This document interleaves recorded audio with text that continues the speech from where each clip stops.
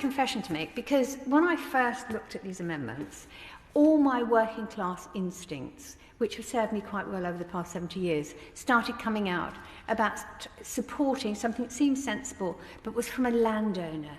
And then, of course, another landowner coming in with another amendment. But I fought down those suspicions, and in fact, I would like to welcome this concept of new conservation covenants in the bill. I would probably benefit from some more explanation. I know the Noble Lord, the Earl of Devon, gave an extremely comprehensive introduction to this, but I would still, I think, have a few small queries, but I would like to put on the record the Green Group's support for these amendments.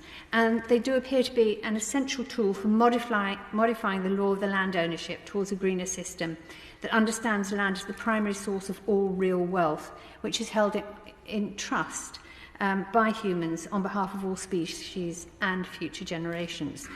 In the Noble Lord's introduction, the minute you say words like offsetting and market, all my green instincts come out, and I have a sort of slight problem with those, because both of those things normally mean a complete scam as far as environmental issues are concerned. But this would be a landmark change to the law, because it expands on some traditions in English land law, such as common land, public rights of way, and other traditional rights and obligations arising under various circumstances.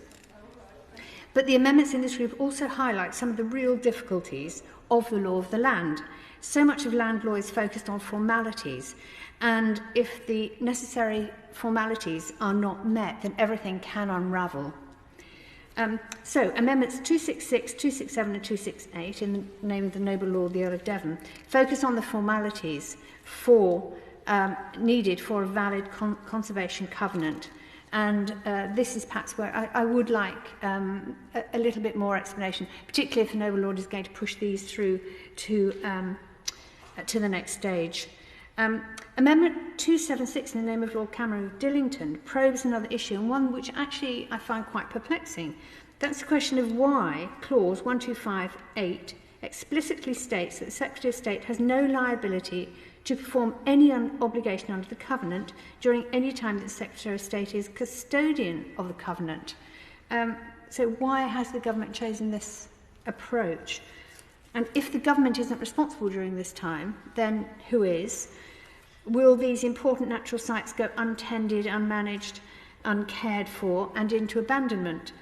Unless the government can give some convincing reason, then it seems to me that Amendment 276 is an important change to the bill, in fact to law, to ensure that these covenants are upheld and natural sites are protected.